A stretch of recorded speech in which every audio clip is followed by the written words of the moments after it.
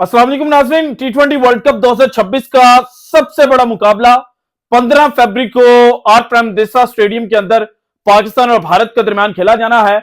और इस मैच से पहले भारत के अंदर जनाब इस वक्त ये चैमगोइयां शुरू हो चुकी हैं कि जो हवा क्रिएट हुआ था, पाकिस्तान ने जो बायकॉट की एक पूरी प्लानिंग करके रखी हुई थी, वो प्लानिंग तो हमने किसी ना किसी तरह से टाल दी। लेकिन अब पाकिस्तान के जो खिलाड़ी हैं उनका मुकाबला स्टेडियम के अंदर हम किस तरह से करेंगे, क्योंकि हम एशिया कप और उसके बाद से जो क्रिकेट खेल रहे थे उसमें हमारे बैट्समैन जो हैं वो हमें बचा रहे थे, लेकिन अमेरिका के खिलाफ जिस तरह से भारत की बैटिंग लाइनअप जो है वो रेत की दीवार साबित हुई। हां, सूर्या कुमार यादव जो है उनका कैच ड्रॉप ना होता तो result could have been different. और अब पाकिस्तान के जो बॉलर्स हैं उन्होंने इस वर्ल्ड कप के अंदर श्रीलंकन कंडीशंस के मुताबिक जिस तरह से बॉलिंग की और जिस तरह से खेला है, उसको देखते हुए ये जनाब इस वक्त प्लान भारत के अंदर तैयार किया जा रहा है कि पाकिस्तान को एक ऐसी विकेट दी जाए जो पाकिस्तान की बॉलर जो हैं उनके लिए फ्रेंडली ना हो। 2023 के वर्ल्ड कप में पाकिस्तान को हराने के लिए पिच जो है वो ऑल्टर की गई थी। बाद में आईसीसी के जो न्यूट्रल क्यूरेटर थे उन्होंने भारत का भांडा जो है वो फोड़ कर रख दिया था। 2024 के T20 वर्ल्ड कप में भारत को एज दिया गया कि आप वो ग्राउंड जहां पर पाकिस्तान के साथ मोस्ट इंपॉर्टेंट मैच खेलना है उस ग्राउंड को ही अपना कैंप बना लें। और इंडिया ने बांग्लादेश के खिलाफ वहां पर वह मैच खेला, देन अगेंस्ट आयरलैंड अगेन उसी स्टेडियम पर मैच खेला था। और पाकिस्तान पहला मैच डैलस में खेलने के बाद जनाब जो भारत वाला मैच है ना वो खेलने के लिए यूएसए का जो नासो काउंटी ग्राउंड था वहां पर आया था। So all in all again Pakistan जो है वो भारतीयों के सर पर सवार हो चुका है। और सबसे ज्यादा जो खिलाड़ी इस वक्त भारतीयों के दिमाग के ऊपर छाया हुआ है ना वो है उस्मान तारिक। और उस्मान तारिक के बॉलिंग एक्शन को लेकर, उस्मान तारिक जिस तरह से गेंदबाजी कर रहे हैं उसको लेकर भारत के अंदर यह चर्चा इस वक्त जनाब की जा रही है कि यार ये तो हमें ले जाएगा। हम समझते थे कि इब्रार जो है वो बड़ा थ्रेट है, लेकिन इब्रार से भी बड़ा थ्रेट और इब्रार से भी बड़ा एक्स फैक्टर जो है वो तो उस्मान तारिक है। और उस्मान तारिक को ट्रोल किया जा रहा है और उस्मान तारिक के डर की वजह से पिच जो है वो अगेन ऑल्टर करने की जो प्लानिंग है वो चल रही है। सो ऑल इन ऑल इस वक्त पाकिस्तान वर्सेस इंडिया मैच से पहले भारत के अंदर क्या कुछ प्लान आउट किया जा रहा है, ये सारी डिटेल जो है वो आज की वीडियो में मैंने आपके साथ शेयर करनी है।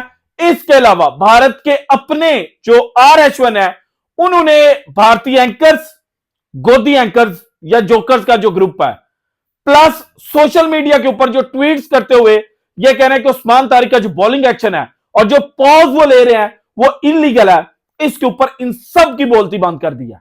सो RH1 ने उस्मान तारिक के लिए क्या कुछ कहा है ये भी डिटेल जो है वो आज की वीडियो में मैंने आपके साथ शेयर करनी है। और इसके अलावा पिच पर क्या ड्रामेबाजी भारत करने जा रहा है यह भी मैंने आपके साथ शेयर करना है। लेकिन सबसे पहले आप सबसे गुजारिश है कि अगर आप इस चैनल के ऊपर नए हैं और अभी तक आपने चैनल को सब्सक्राइब नहीं किया तो भाईजान चैनल को सब्सक्राइब कर दीजिएगा, घंटी वाला बटन दबा दीजिएगा ताकि हमारी हर नई आने वाली वीडियो जो है वो आप तक बर वक्त पहुंच सके। और इसके अलावा क्या आपकी नजर में भी उस्मान तारिक का जो बॉलिंग एक्शन है वो इलीगल है या उस्मान तारिक जो है वो जो पॉज लेते हैं उसकी वजह से जनाब आईसीसी उनके ऊपर बैन लगा सकता है। सो कमेंट सेक्शन के अंदर जो अपनी कीमती राय है वो लाजमी शेयर कीजिएगा। और अगर आप ने अभी तक जनाब वीडियो को लाइक एंड शेयर नहीं किया तो वो भी कर दें। और इसके अलावा अगर आप समझते हैं कि आपके पास क्रिकेट कमेंट नहीं है तो एटलीस्ट ये वीडियो आप किस इलाके, किस शहर या किस मुल्क से देख रहे हैं जनाब आप ये कमेंट सेक्शन के अंदर लिख सकते हैं। So coming back to the stories, और सबसे पहले जनाब भारतीय मीडिया का एक छोटा सा क्लिप है, ये देखें। इसके बाद मजीद चीजें जो है ना वो मैं आपके साथ शेयर करता हूं। सो सुनिएगा ध्यान से। Priyanshu, I'd like to talk about Usman Tariq. जिस तरह से उस खिलाड़ी को आप हमेशा से हम देखते हैं ना, बिकॉज समझ नहीं आ रहा मुझे कि ऐसा बॉलर आईसीसी को भी एक्शन लेना चाहिए, टीम्स कंप्लेंट करें, बिकॉज वो पॉज लेकर किताबों में होगा बॉल कर सकते हैं और तो कोई भी डेलीबरेट कहीं भी टप्पा फेंक सकता है। नहीं अच्छा। ऐसा देखो, एक बात बताऊं, मैं कोई कंपैरिजन नहीं कर रहा किसी से, अच्छा, ना मेरा ये कोई सुने। गलत मत समझना इंटेंशन।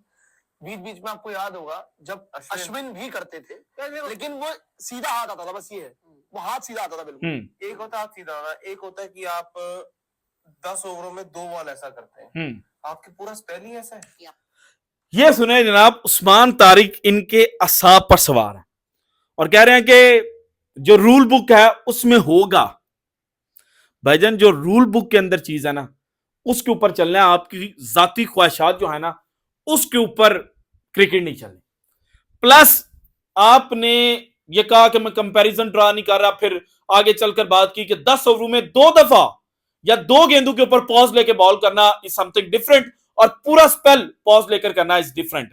भाईजान, जब आप चेक करते हैं ना, वो चाहे 1 गेंद के ऊपर करें या 10 गेंदों के ऊपर करें, वो एक ही कैटेगरी के अंदर आता है। सो आप अगर आज उस्मान तारिक का जो बॉलिंग एक्शन है ना, उसको चेकिंग के कैटेगरी के अंदर लेकर आ रहे हैं, हालांकि वो बिल्कुल भी चेक नहीं करते, बिल्कुल भी वट्टा नहीं मारते, ये भी अप्रूव हो चुका है। भारत के अंदर से 2 बड़ी आवाजें आई हैं, एक इनके अंपायर और दूसरे जनाब आर अश्विन। वो चीजें मैंने आपके सामने अलग से रखनी है, लेकिन इन अकल के अंधों को जवाब देना बड़ा इंपॉर्टेंट है कि अगर आप पूरा जो स्पेल है वो एक एक्शन से करें, या फिर 2013 की चैंपियंस ट्रॉफी मेरे जेहन में आ गई है जो भारत जीता था, उसमें आर अश्विन ने क्या किया था। तब तो आपने कहा कि ये टेक्टिकली आर अश्विन जो है उसने भारत को चैंपियंस ट्रॉफी जितवा दिया। तब तो वो जो पॉज था वो टैक्टिक्स के जो कैटेगरी है उसके अंदर आता था। और आज जब जो उस्मान तारिक है वो नेचुरली, यानी कि वो करता ही हर गेंद के ऊपर है, वो ये नहीं है कि 10 गेंदें जो है वो सीधी फेंक देगा विदाउट द पॉज, और जो 11वीं गेंद है वो पॉज लेकर करेगा। वो तो शुरू से पहली गेंद से ही पॉज जो है वो ले रहा है, और रूल बुक के अंदर ऐसा कुछ भी नहीं है कि आप पॉज नहीं ले सकते। सो आपकी जो डिग्री है, जो बाजू का खम है, वो काउंट करता है। और आर अश्विन, उन्होंने आप लोगों को ठीक जवाब दिया है, क्योंकि जनाब उस्मान तारिक का जो बॉलिंग एक्शन है ना, उसके ऊपर एक भारतीय व्यूअर हैं श्रीवास गोस्वामी, इन्होंने कहा even football doesn't allow players to pause during a penalty run up anymore, how is this okay, action all good but pause that too while loading to deliver, this can not be continued seriously. फिर इसके ऊपर R Ashwin, उन्होंने कहा कि agree, football doesn't allow it, कि football ये जो जनाब पॉज है ये अलाउ नहीं करता एनीमोर, लेकिन while the batter can be allowed to switch hit or reverse without informing the umpire or the bowler after him or commits to start batting on one side, why are the restrictions only limited to the bowlers? जब batsman umpire को बताए बगैर अपना stance भी तब्दील कर सकता है, स्विच हिट भी कर सकता है, रिवर्स स्वीप भी कर सकता है, तो फिर बॉलर के लिए क्यों सारी जनाब कदगने जो हैं वो लगाई जा रही हैं। इसके बाद आर अश्विन ने ही एक और ट्वीट किया, हालांकि कुछ दिन पहले इन्होंने ट्वीट किया और आज भी इनके ट्वीट के अंदर ये था कि जनाब आईसीसी की जो लैब है उससे टेस्ट होना चाहिए। लेकिन for your kind information Ashwin साहब भी और भारतीय व्यूअर्स भी, उस्मान तारिक का जो बॉलिंग एक्शन है वो आईसीसी एक्रीडेटेड लैब के अंदर टेस्ट हो चुका है, और आईसीसी एक्रीडेटेड लैब के अंदर ये चीज सामने आई है कि उस्मान तारिक का जो बॉलिंग एक्शन है वो बिल्कुल लीगल है, उसमें कोई भी इरेगुलरिटी जो है वो नहीं पाई गई। देन जनाब एक और चीज, अब भारत प्लान क्या कर रहा है, उस्मान तारिक चूंकि इनके असाब पर सवार है। सबसे पहले आप देखें कि अभी तक जो आर प्रेमदेसा स्टेडियम है, इन्होंने पहले तो यकीन की ना कि पाकिस्तान को सारे मैचेस खिलवा रहे हैं जो छोटी साइडें हैं उनके खिलाफ कोलंबो के दूसरे स्टेडियम में, लेकिन भारत के खिलाफ मैच है आर प्रेमदेसा स्टेडियम में, ताकि जो एडवांटेज है वो पाकिस्तान के खाते में ना जाए। अब आर प्रेमदेसा स्टेडियम नेचुरली भी, और अब इस इवेंट के अंदर भी अगर अभी तक की जो 2 मैचेस यहां पर हुए हैं उनको स्टडी किया जाए, तो पहला मैच यहां पर हुआ था श्रीलंका वर्सेस आयरलैंड, और इस मैच में श्रीलंका ने बैटिंग फर्स्ट करते हुए 163 रन स्कोर किए थे, 20 रन से ये मैच जीते थे। लेकिन जो श्रीलंका को मैच जितवाया था उसमें 3 विकेटें वनिंदु हसरंगा निकाल कर गए थे और 1 विकेट जो है वो दुनित वालिलागे और 3 ही विकेटें जो महीश थिक्शाना है उनके खाते में आई थी। सो 3, 6 और एक 7वीं विकेट स्पिनर्स ने ली थी और स्पिनर्स ने खुलकर नहीं खेलने दिया था क्योंकि महीशा जो थिक्शाने हैं उनका जो इकोनॉमी था वो 5.75 का था।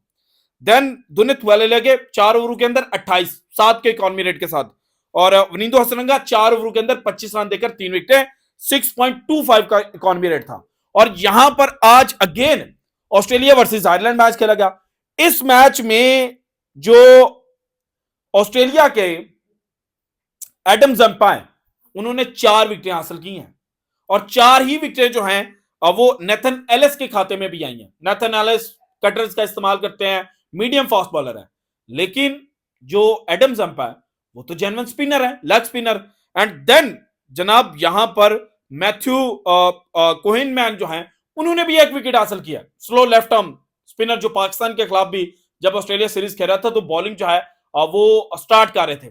सो दोनों की जो इकोनॉमी है वो 5.75 और 7.25 की है, यानी कि स्पिनर्स यहां पर डोमिनेट कर रहे हैं।